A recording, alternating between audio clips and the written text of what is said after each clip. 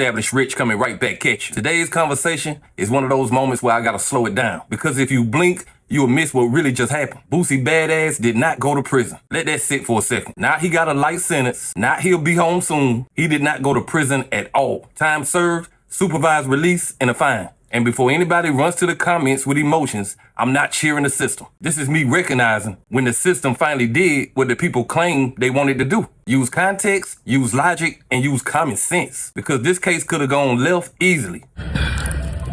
Going to court. Grateful, bro. Let's get it.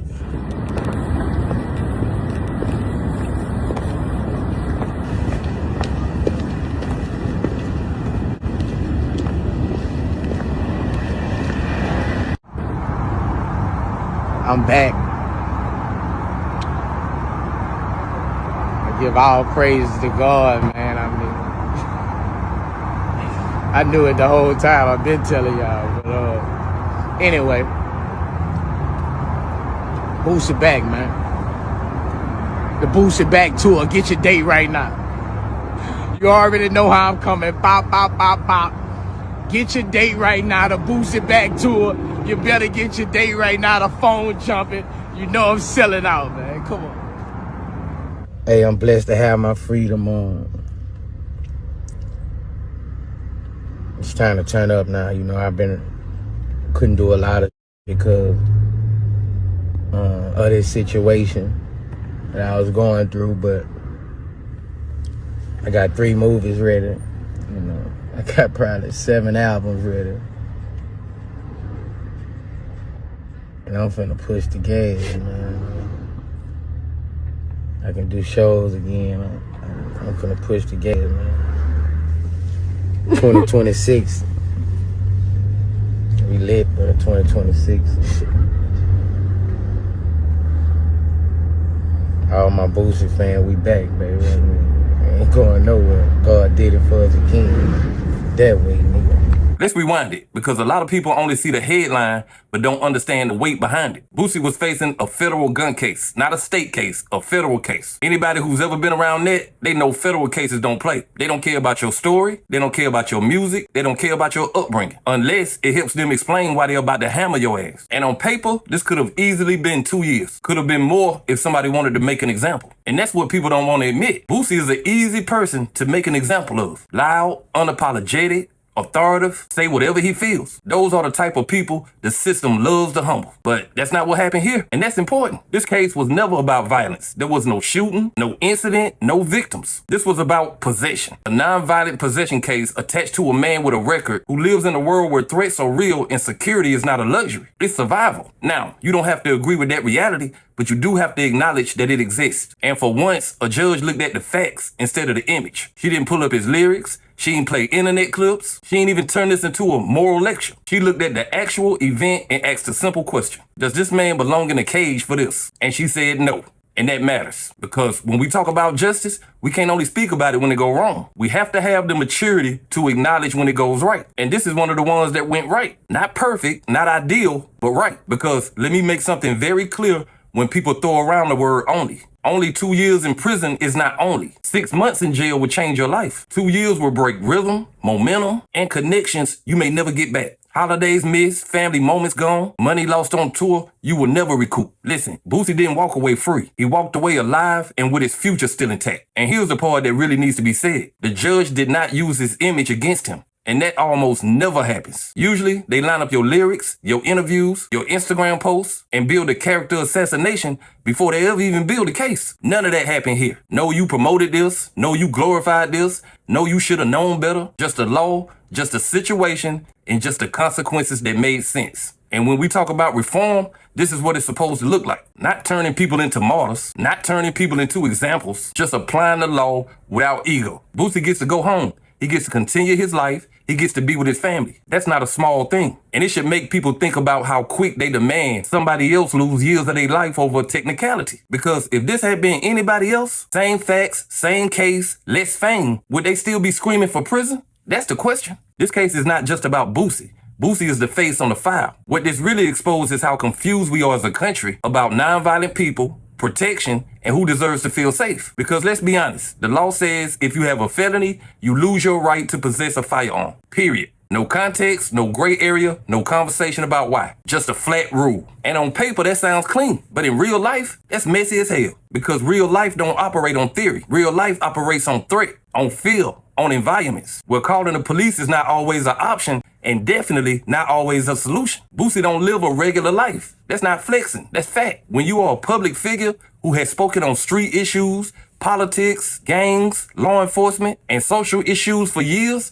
you attract attention. And not always the good kind. And I need people to really sit with this. We ask these artists to keep it real. We ask them to speak the truth. We praise them for being unfiltered. But the moment reality shows up, we act shocked that they want protection. You can't have it both ways. You can't cheer the image without acknowledging the danger that comes with it. And here's why I'm gonna say something that might make people mad. The judge did something very few judges are willing to do. She separated behavior from character. She did not say this is a good man. She didn't say he was a role model. She said this specific action does not warrant incarceration. That's it. No emotion, no grandstanding, no message sent to the public. Just law applied with restraint. And that matters more than people realize. Because incarceration is not rehabilitation. It stops life, it stops income, it stops family structure. And when you use it carelessly, you don't fix society, you fracture it. This is why the conversation about nonviolent offenders has been shifting. Slowly, reluctantly, but it's shifting. Because we are finally admitting that blanket punishments create more problems than they solve. Now, let me address the elephant that everybody pretends not to see. Boosie's image did not save him.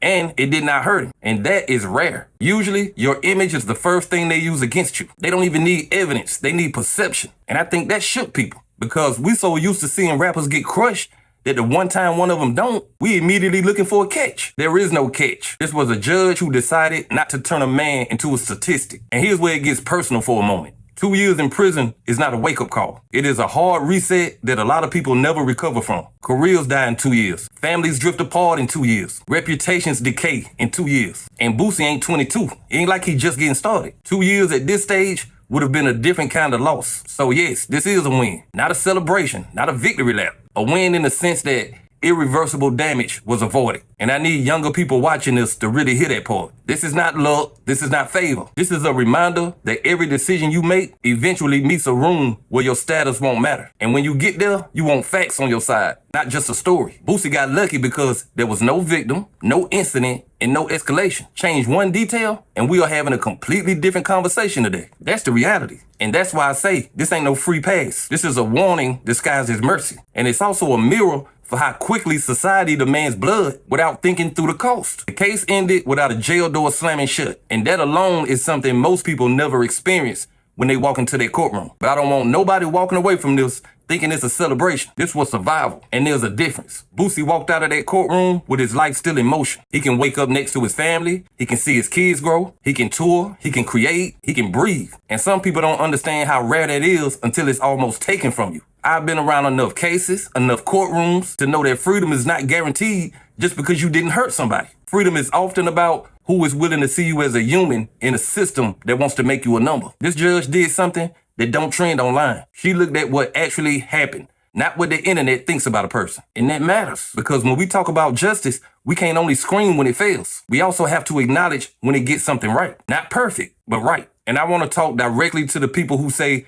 it was just a gun. That phrase is why people end up doing years, because just does not exist when you're dealing with the federal government. Every decision you make stacks on top of the last one. Every prior, every label, every image. And if this case teaches anything, it's that image is not protection. Money is not armor. Fame don't negotiate for you when you're standing in front of a judge. What saved Boosie here was context, restraint, and a lack of harm. Change one detail and this story ends different. And that's why I don't want y'all young artists romanticizing close calls. A close call is not a flex. It was a warning that you were one step away from losing years you can't get back. I also want to say this clearly. This case should force a serious conversation about nonviolent people and their right to protect themselves. Because it's easy to make rules from safe places. It's a lot harder to live by them when your name, your face, and your opinions make you a target. That don't mean everybody should have a weapon. It means we need laws that understand reality instead of pretending everybody lives the same life. Boosie is still on supervision. He still paid a price. This was not a free ride. This was accountability without destruction. And that is how the system is supposed to work. So if you're watching this and you at the crossroads in your own life,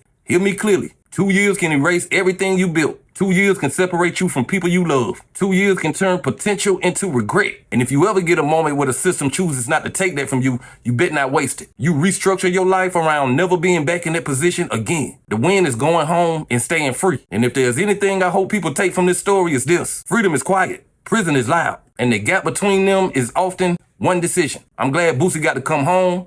I'm glad his family ain't gonna lose time with him. And I'm glad for once common sense showed up in a room where it usually don't. But hey, that's just my opinion. What's yours?